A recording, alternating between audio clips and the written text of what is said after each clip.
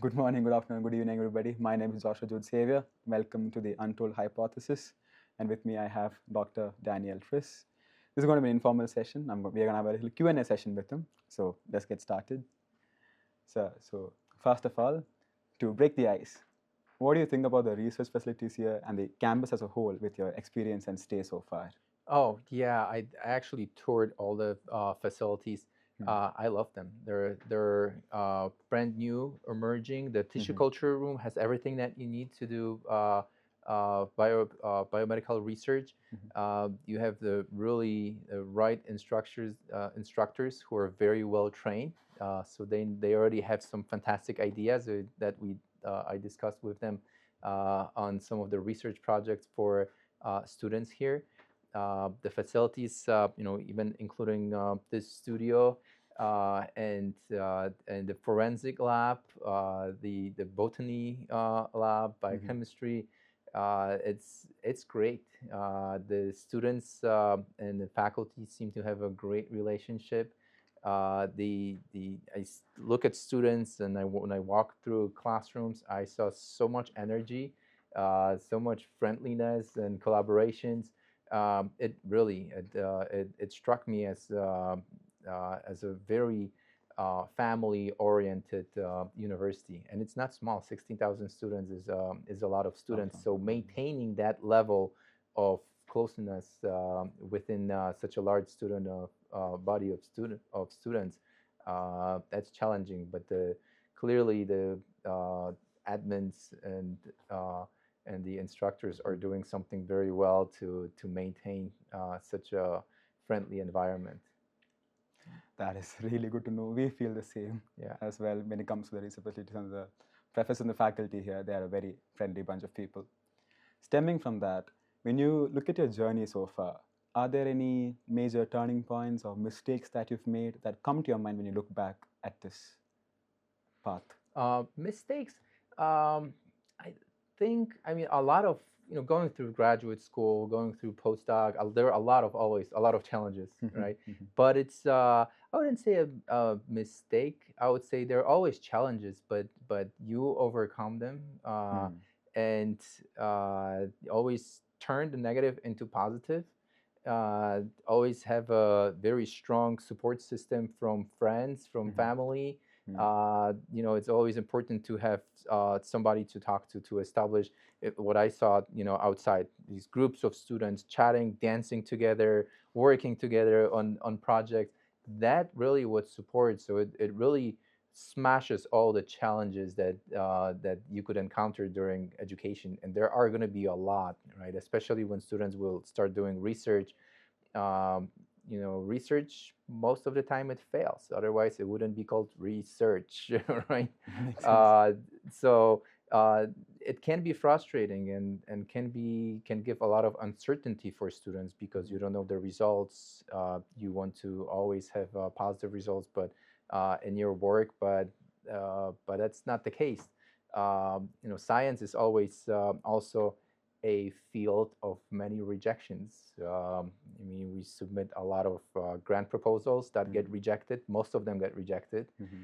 We submit papers that get rejected. We apply for awards that get rejected.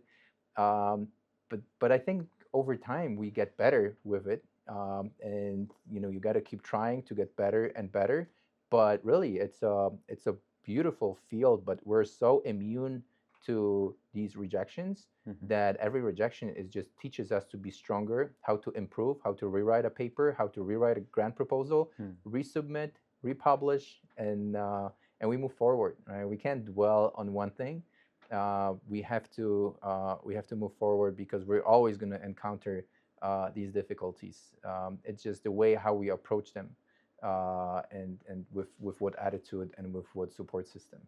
An optimistic mindset is the way Absolutely, forward. you have to have an optimistic mindset, and never go and approach these issues by yourself. Always work with someone, because sometimes they can be overwhelming, and you don't want that. And here you have, this is Kristu Jayanti. You guys have you're built on faith. You have a beautiful chapel. You have fathers who provide the support, Mhm. and I think support from God also gives a lot of driving force to overcome a lot of these challenges. It does, yes. Stemming from the talk about uncertainty, a lot of students are already worrying about internships, placements, job careers, etc. What would you say the career prospects are in this field? Again, mentioning the rise of technology, AI, etc. What is your opinion on that? Where is this field going to go, say, in the next 5, 10 years? Yeah, I think well, with the rise of AI, it happened so rapidly It that did. it's really difficult to predict what's going to happen in the next 5 years. Are we going to have flying cars, autonomous drones that are going to be carrying people around Bangalore? Right?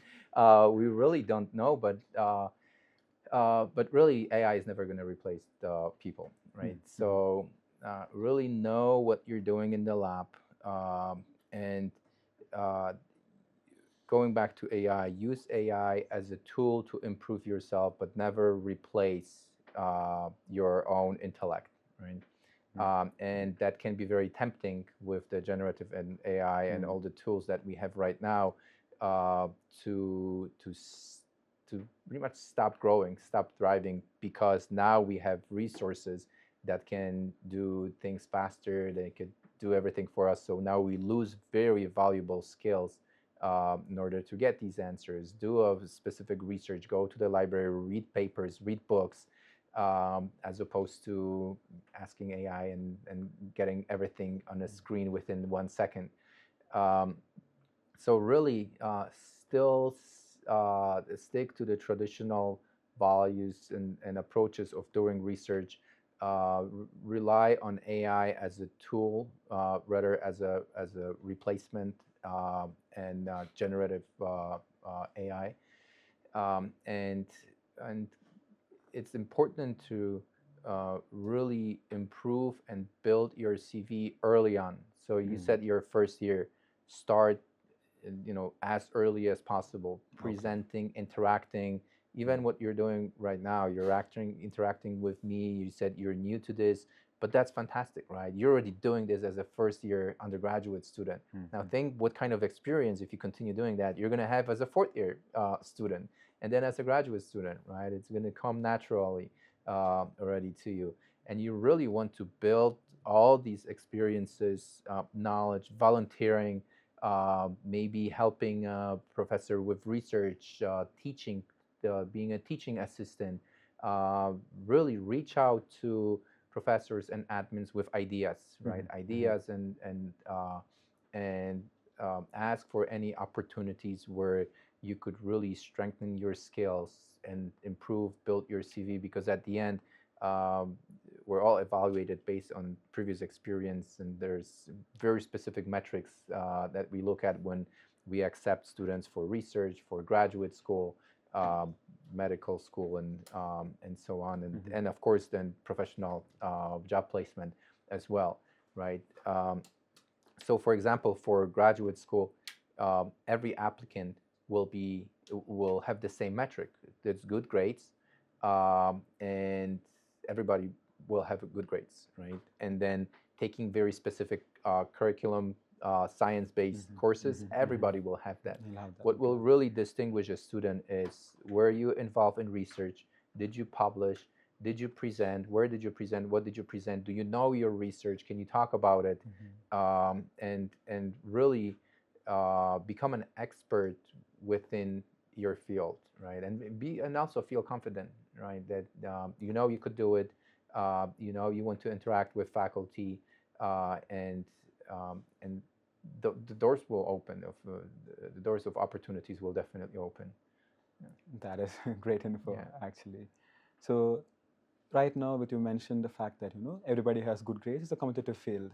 Would you say that's one of the biggest misunderstandings happening in the field or in this entirety of academics, that just grades are enough to push you forward to a position?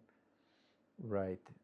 Not necessarily, because sometimes you could have students who they do excellent with doing research. They're very skillful. They just don't like taking classes, right? Or information just doesn't stick. So good grades and scores do not always reflect the progress and the success in research. That's why it's a holistic approach to evaluate candidates for graduate school, for fellowships, for scholarships, for grant proposals. You look holistically at the individual, not only a single metric as grades, but you look at all of these other things that I have mentioned. What has the person done outside of school, outside of classes, right? Classes is a curriculum driven education that everybody gets the same, is at the same level. But what differentiates the candidates is what else have you done, right? And even when some students have, for example, worse grades than the others, but at the same time, well, they work full time, right? Because they had to. They had the situation placed them in a financial need, and they have to work. So you wouldn't evaluate these candidates the same way as somebody who doesn't work, has all the resources, and gets straight A's or whatever the metric is, but best grades, versus the person who gets middle grades but works full time, right? Because then really the potential is much higher for the person who could still manage to get medium grades, but sacrificing most of the time on work and supporting family or whatever the circumstances are. So really looking holistically at the entire individual and looking at all of these life circumstances. Right? It's that's a better approach than looking directly at scores or grade metrics. All right. Okay. Well, thank you so much, sir, for sharing your valuable thoughts and time with us. We hope you had fun. This is going to help a lot of the students. Great. Yeah. Thank you for having me. Yeah. Thank you for those words of wisdom. Thank you so much. Thank you. Yeah.